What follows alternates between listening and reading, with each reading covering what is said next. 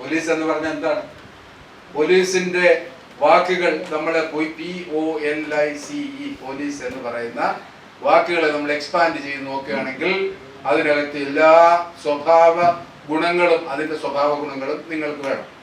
എന്താണ് P എന്ന് പറഞ്ഞാൽ? പൊളൈറ്റ് ആയിരിക്കും. നമ്മൾ എപ്പോഴും മറ്റാളുകളോട് പൊളൈറ്റ് ആയിട്ട് വേണം ഇടപെടാൻ, അല്ലേ? പിന്നെന്താണ്? O എന്ന് പറഞ്ഞാൽ എന്താണ്? ഒബീഡിയന്റ് ആയിരിക്കും. ആരോടൊക്കെ ഒബീഡിയന്റ് ആയിരിക്കണം? വീട്ടിലെ മാതാപിതാക്കളോട് ഒബീഡിയന്റ് ആയിരിക്കണം. സ്വയം നിങ്ങൾ ചിന്തിച്ചു നോക്കണം, എത്ര മക്കളെ ഇപ്പോ മാതാപിതാക്കളോട് ഒബീഡിയന്റ് ആണോ? നിങ്ങളെല്ലാവരും ഒബീഡിയന്റ് ആണോ? എനിക്ക് തോന്നുന്നില്ല. കാരണം ഞാൻ ഒരു പിതാവാണ്, എനിക്ക് മകളുണ്ട്, എന്നോട് വലിയ ഒബീഡിയൻസ് ഒന്നും ഇല്ല. അതുപോലെ ആയിരിക്കും നിങ്ങൾ എന്ന് പറയുന്നത്. എന്ന് പറഞ്ഞാൽ നമുക്ക് സ്നേഹമില്ല എന്നല്ല അതിന്റെ അർത്ഥം. പക്ഷേ നമ്മളെ വിമർശിക്കാൻ നമ്മുടെ കുട്ടികൾക്കാണ് കൂടുതൽ താല്പര്യം, കൂടുതൽ മുന്നിൽ അഗ്രസീവായിട്ട് നിൽക്കുന്നു. ഒബീഡിയന്റ് എന്ന് പറഞ്ഞു കഴിഞ്ഞാൽ അച്ഛൻ്റെയും അമ്മയുടെയും ഒക്കെ ഗുഡ് പേരന്റിങ്ങിനെ അംഗീകരിക്കുകയും ബാഡ് പേരന്റിങ്ങിനെ അവരെ പറഞ്ഞു മനസ്സിലാക്കി പണ്ടത്തെ അച്ഛനും അമ്മയും വളർന്ന സാഹചര്യമല്ല ഇപ്പോഴുള്ളത്, ഇപ്പോഴുള്ള ഗുഡ് പേരന്റിങ് ഇങ്ങനെയാണ് എന്ന് പറഞ്ഞ് മനസ്സിലാക്കി അവരെ മനസ്സിലാക്കി കൊണ്ടുവരണം. അല്ലാതെ നമുക്ക് ഇഷ്ടപ്പെട്ട ഒരു മൊബൈൽ ഫോൺ വാങ്ങി തന്നില്ലെങ്കിൽ ഗാന്ധിജിയുടെ സത്യാഗ്രഹ മുറകൾ എടുത്തുകൊണ്ട്, എന്താണ് ഗാന്ധിജിയുടെ സത്യാഗ്രഹ മുറകൾ? നിരാഹാരം, അല്ലേ?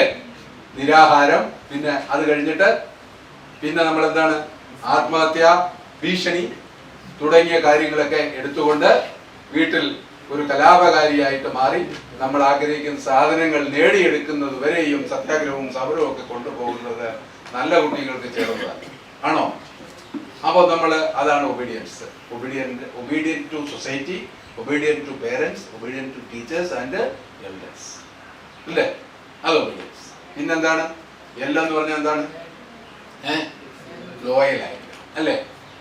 സത്യസന്ധത, ലോയൽറ്റി എന്നുള്ളത് ഉണ്ടാവും. ലോയൽ എന്ന് പറഞ്ഞാൽ എന്താണ്? നമുക്ക് ഇപ്പോ ലോയൽറ്റി നമ്മൾ പ്രകടിപ്പിക്കേണ്ട, നമ്മൾ എല്ലാവരെയും കാണിച്ചുകൊണ്ട് നടക്കേണ്ട ഒരു കാര്യമല്ല ലോയൽറ്റി, ആണോ? നിങ്ങള് നടന്നു പോകുമ്പോ വഴിയിൽ ഒരു പേഴ്സ് കിടക്കുന്നു, പേഴ്സിൽ നിറച്ചും പൈസ ഉണ്ട്, മനസ്സിലായോ? പേഴ്സിൽ നിറച്ചും പൈസ ഉണ്ട്. നിങ്ങള് വഴിയിൽ കിടന്ന പേഴ്സ് എടുത്ത് നോക്കി. പേഴ്സ് എടുത്ത് നോക്കിയപ്പോ അതിനകത്ത് ഒരു ഐഡന്റിറ്റി കാർഡ് ഉണ്ട്, ID കാർഡുണ്ട്, ആധാർ കാർഡുണ്ട്, അഡ്രസ്, ആളുടെ അഡ്രസ് നമുക്ക് മനസ്സിലായി. നമ്മൾ എന്ത് ചെയ്യും? നമ്മൾ ആദ്യം ID കാർഡ് എടുത്ത് അങ്ങ് ഓടെ കളയും. അഡ്രസ് ഇല്ലല്ലോ, ഉണ്ടോ? കുറച്ച് ഒരു 10 ചുവടൂടെ നടന്നു കഴിയുമ്പോൾ പതുക്കെ പേഴ്സ് തുറന്ന് പൈസ എടുത്ത് കീശയിൽ വെക്കും, പിന്നെ പേഴ്സും എടുത്തും കളയും. അത് ലോയലാണോ? ലോയൽറ്റി ആണോ? അപ്പൊ കളഞ്ഞു പോയ പണം അല്ലെങ്കിൽ കളഞ്ഞു പോയ പേഴ്സ്, ചില ഓട്ടോറിക്ഷ ഡ്രൈവർമാരെയൊക്കെ കണ്ടിട്ടില്ലേ, നമ്മൾ പത്രത്തിലൊക്കെ വായിക്കാറില്ലേ? കളഞ്ഞു പോയ പേഴ്സ് മറന്നു വെച്ചു പോയ, ബാഗ് മറന്നു വെച്ചു പോയ ആളുടെ വീട്ടിൽ കൊണ്ടുപോയി കൊടുക്കുന്ന ഓട്ടോറിക്ഷ ഡ്രൈവർമാരുണ്ട്, ഇല്ലേ? എന്ന് പറഞ്ഞ എല്ലാ ഓട്ടോറിക്ഷ ഡ്രൈവർമാരും അങ്ങനെയാണെന്ന് ധരിക്കരുത്, അല്ലേ? അപ്പൊ ലോയലായിട്ടുള്ള ആളുകൾ, അതാണ് എല്ലാം. പിന്നെ I എന്ന് പറഞ്ഞ എന്താ? ഇന്റലിജന്റ്. ഇന്റലിജന്റ് എന്ന് പറഞ്ഞാൽ നമുക്ക് എല്ലാവർക്കും ഐസക് ന്യൂട്ടൻ ആവാൻ പറ്റുമോ? എല്ലാവർക്കും ഐൻസ്റ്റീൻ ആവാൻ പറ്റുമോ? എല്ലാവർക്കും അങ്ങനെ വലിയ മിടുക്കരാവാൻ പറ്റത്തില്ല. പക്ഷേ നമ്മൾ ചുറ്റുപാട് നടക്കുന്ന കാര്യങ്ങളെ കുറിച്ച് നമുക്ക് വ്യക്തമായ ധാരണയുണ്ടാവണം. ഇന്റലിജന്റ് ആയി ബുദ്ധിപൂർവം കാര്യങ്ങൾ കൈകാര്യം ചെയ്യണം. ബുദ്ധി എപ്പോഴും ഉണ്ടാകും, മനസ്സിലായോ? നമുക്കെപ്പോഴും നമ്മുടെ ജീവിതത്തിൽ നമുക്കെപ്പോഴും ഉയർച്ചയും താഴ്ചയും ഒക്കെ ഉണ്ടാകും. എല്ലാ ദിവസവും സന്തോഷമായിരിക്കും, എല്ലാ ദിവസവും ദുഃഖമായിരിക്കും. അപ്പോ സന്തോഷവും ഉണ്ടാകും, ദുഃഖവും ഉണ്ടാകും. നമുക്കൊരു ദുഃഖം ഉണ്ടാകുമ്പോ, ഇതാണ് എൻ്റെ ജീവിതത്തിന്റെ ഏറ്റവും അവസാനം, അതുകൊണ്ട് ഇനി നമുക്ക് ജീവിച്ചിട്ട് കാര്യമില്ല എന്ന് വിചാരിച്ച് ആത്മഹത്യ ചെയ്യുന്ന ഒരുപാട് ആളുകളുണ്ട്, ഇല്ലേ?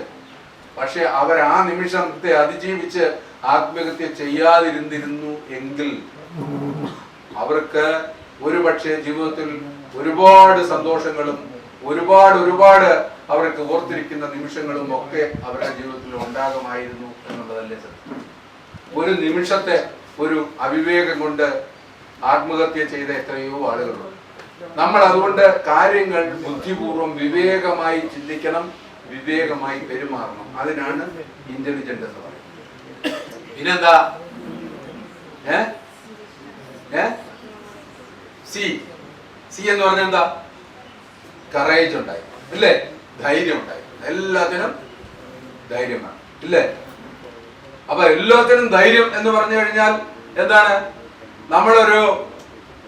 നമ്മളൊരു കാട്ടിന്റെ സൈഡിലാണ് നമ്മൾ താമസിക്കുന്നത്. അപ്പോ എന്താണ്? ഒരു ആന കുത്താനായിട്ട് വരികയാണ്. അപ്പോഴാണ് പറഞ്ഞത്, പ്രധാൻ സാറ് പറഞ്ഞ്, ഞങ്ങള് ക്ലാസ്സിൽ വന്നപ്പോൾ പ്രധാൻ സാർ പറഞ്ഞു ധൈര്യം ഉണ്ടായിരിക്കണം, അതുകൊണ്ട് എന്റെ ധൈര്യം വിടാൻ പാടില്ല. ആനയുടെ മുമ്പിൽ ചെന്ന് നെഞ്ചു പിരിച്ചു എന്ത് സംഭവിക്കും? ആന ചവിട്ടി പേശാക്കും, ഇല്ലേ? അപ്പൊ ധൈര്യം എന്ന് പറയുന്നത് മറ്റുള്ളവരെ കാണിക്കാനുള്ളതല്ല. ജീവിതത്തിൽ ധൈര്യം, പ്രതിസന്ധികളെ നേരിടാനുള്ള ധൈര്യം, കാര്യങ്ങൾ മനസ്സിലാക്കി മുന്നോട്ട് പോകാനുള്ള ധൈര്യം, കഷ്ടപ്പാടുകളിൽ നിന്നും ഉയർന്നു വരാനുള്ള ധൈര്യം, ഇങ്ങനെയുള്ള ധൈര്യമാണ് ഉണ്ടാവേണ്ടത്. അല്ലാതെ ആളുകളെ കാണിക്കാനുള്ള ധൈര്യം അല്ല. എഴുന്നള്ളത്തിന് കൊണ്ടുവരുന്ന ആനയുടെ മുമ്പിൽ ചെന്ന് നിന്നോടുത്ത കാണിക്കാൻ, ആളുകളെ കാണിക്കാനുള്ള ധൈര്യമല്ല. വെള്ളത്തിൽ കുത്തി ഒഴുകി വരുന്ന പുഴയിൽ ധൈര്യം ഉണ്ടെന്ന് പറഞ്ഞ് ചാടിയാൽ എന്ത് സംഭവിക്കും? പിന്നെ ഫയർഫോഴ്സ് വരണ്ടേ, ഇല്ലേ? നമ്മളെ എടുക്കാൻ. അപ്പൊ അങ്ങനെയല്ല, വിവേകപൂർവമായ ധൈര്യം ഉണ്ടായിരിക്കും. പിന്നെന്താണ് എന്ന് പറഞ്ഞാൽ എന്താ? എഫിഷ്യൻസി ഉണ്ടായിരിക്കും, കാര്യപ്രാപ്തി, എഫിഷ്യൻസി ഉണ്ടായിരിക്കണം, ഇല്ലേ? എഫിഷ്യന്റ് ആയിരിക്കണം. നമ്മളെല്ലാവരും എല്ലാ കാര്യത്തിലും അങ്ങ് മിടുക്കരാണ് എന്നുള്ളതല്ല. നമുക്ക് പറ്റുന്ന മേഖലയിൽ നമ്മൾ എഫിഷ്യന്റ് ആയിരിക്കും. ചിലർ പടം വരയ്ക്കാൻ എഫിഷ്യന്റ് ആയിരിക്കും, ചിലർ നൃത്തം ചെയ്യാൻ എഫിഷ്യന്റ് ആയിരിക്കും, ചിലർ പഠിക്കാൻ എഫിഷ്യന്റ് ആയിരിക്കും, ചിലർ ഓടാൻ എഫിഷ്യന്റ് ആയിരിക്കും, ചിലർ കായിക ഇനങ്ങളിൽ എഫിഷ്യന്റ് ആയിരിക്കും. അങ്ങനെ ഓരോ മേഖലയിലും നമ്മുടെ എഫിഷ്യൻസി എവിടെയാണെന്ന് കണ്ടുപിടിച്ച് അതിനെ ഷാർപ്പൻ ചെയ്ത് കൊണ്ടുപോകണം. അപ്പൊ അവിടെ അങ്ങനെ ഇത്തരം ഈ കാര്യങ്ങളെല്ലാം നിങ്ങൾ സ്വായത്തമാക്കിയെങ്കിൽ നിങ്ങൾ പോലീസായി. അവിടെയാണ് പോലീസ്.